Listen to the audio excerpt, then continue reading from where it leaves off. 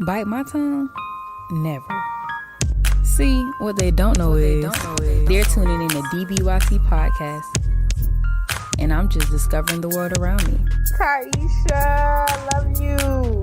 I feel like God is telling you to keep going. You quit on yourself, you really down bad. Tune in Wednesdays at 7 o'clock Eastern Time. Okay, what's up, everybody? You're tuning in to DBYT podcast with your host Taisha, and today I'm going to be telling you about my experience being a Black woman in so many words. So I just want to jump right into it. Why is it important to learn about different experiences from different people? I just like to let people know that a lot of things that happen to you, they happen to other people as well. Like, we have more in common than we do differences, but we don't normally take the time out to explore those differences. So even though two people may come from a similar place, similar background and everything like that, it doesn't really mean that they've shared the exact same experience, as you may or may not know. So today I am going to be sharing a spoken word, a poem, if you will, just to let you know, in my 2 decades and some odd years after, what I've experienced, how it made me feel, and how it really kind of shaped me into the person that I am. So yeah, we're gonna do that today.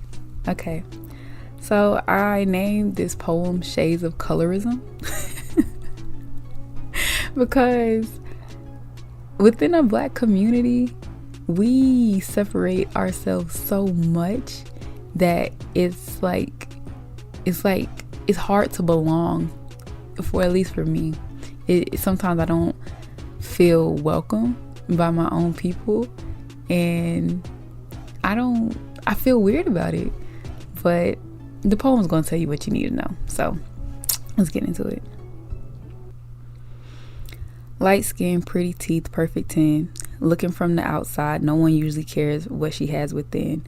Living this life sometimes can be a challenge. She can't choose just one path. She has too much talent.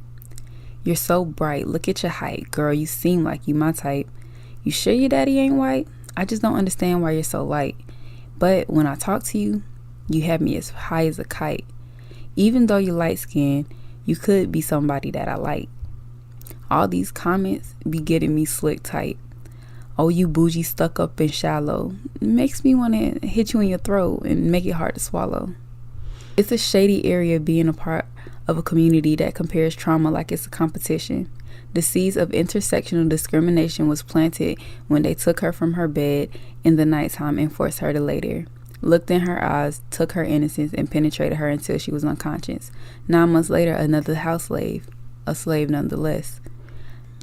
Don't think that just because we weren't in the same place that my hurt wasn't just as disgusting as yours. They still made me feel just as worthy as the dirt.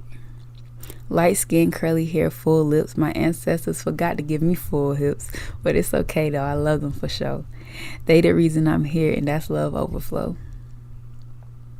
It's actually pretty crazy when you think about it. My people always yelling about this country's division, but to be honest, we ain't no different. Light skin, brown skin, dark skin, why are we still being put into boxes similar to when our people were being brought over here? Now, isn't that ironic? I plan to bring us all together, blur the lines, then they'll see that I'm really just that iconic. I'm not going to sit here and pretend to be somebody that I'm not. Being around 10 or 11 felt like heaven. I would try some things just to see if I fit in. Similar to actresses, I see myself acting in and out of character just to have a friend. I was only a kid. Do you comprehend? Or do I need to come again? I'd belittle my intellect just to be the one that they select. I was smart as hell, and they wasn't feeling that too well. I hid in plain sight, a master of disguise, all because of those around me otherwise would despise. Those other girls didn't like me, but I saw them as my sisters. Those boys my age looked over me. They didn't want to be my mister. Preconceived notions of what it all meant. You're not the only one who got bullied for the way that you look. Family broke me down and took. All the love that I had inside, they made me feel like I was going out of my mind. I'd always try to fix myself for the way that they made me feel. They were sick and I was ill. Yeah, I know I'm probably giving you chills, and even after that, I have to kill. That hate festered and had me scared to speak my truth, not wanting confrontation from everyone around me. They would make it seem like my story had no weight compared to theirs and would continue to minimize mine. We have it worse. You don't understand. You're barely black. Look at you, just white. I knew they weren't right, but what do you do when it's a trauma war in your own backyard? We're supposed to be one. Genetics did this, and the same way they say the whites made them feel inferior and ugly, they turn around and do it to their own. With the disagreements and the secrets, no one can have a chance to say who won. One day I spoke up, looked left then right, got put down, laughed at and clowned. They chewed me up and spat me out. Was I wrong for standing up for how I saw the world through my light brown eyes? Picked on for my lips, my teeth, and my collarbones. Now they bleaching their skin to fit my tone. I never cared about what I looked like on the outside. I knew it didn't matter. I had to learn quick that some people are going to look at me and automatically think, yeah, she's a bright-skinned, vanilla-flavored cookie monster. I always preach to do what makes you happy, but don't start hating yourself even if it is a little nappy. No, I don't know what it's like to walk in your shoes, so don't get me confused. Neither of us had the chance to choose. Stop jumping to conclusions about me and just come, and just come get what might be a flash of news. Now when they look at me, they be like, wow, who knew? Don't hate me because I don't hate you. We have more in common than you think, so please don't let our differences make us sink. I'm asking so I can tell you from one sister to the next that, baby, I'm not a threat. So let's get to it. Yeah. The thing about being in, oh my gosh, I got really close. The thing about being a light-skinned black woman is that a lot of people will put your experience down. Oh my God, am I leaking? My eyes are leaking. Oh, maybe it's the eyelashes, I don't know.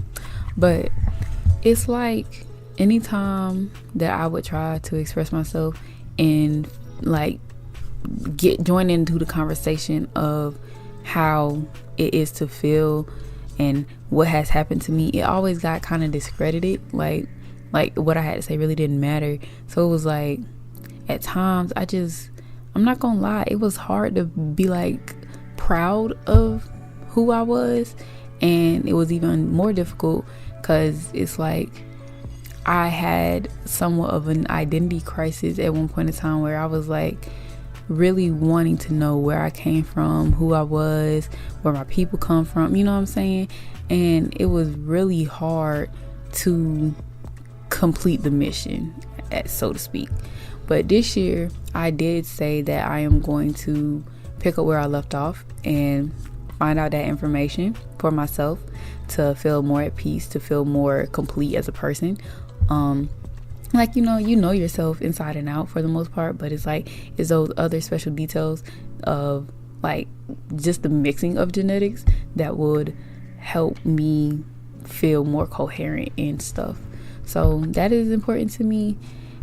I didn't write this to offend anybody or anything.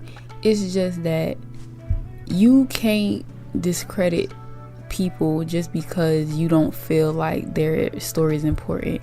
When I was younger, I would get bullied and picked on so bad, and yeah, I had friends here and there, but at the end of the day, it was like I used to hang around a lot of, most people are darker than me, let's just keep it a buck.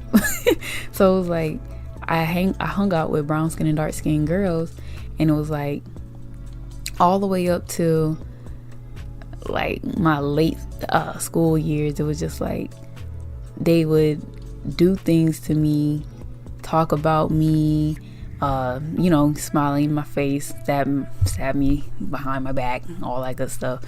And it made me feel like a disconnect. So it's like when I went to college, I couldn't bring myself to relate to people because of my past. So it was like I would stay to myself a lot. I would stay in my dorm. If I could avoid people, I would, because it was just like, and then I had, I was a little bit heavier, as some of you guys may know, in my college days. So it was just, I was really insecure in it. I just felt like people wouldn't really like me. And the only way to get people to like me is for me to talk to them. Because if they look at me from the outside, they're like, oh, she's mean, she's suck up, she's this, she that, you know what I mean?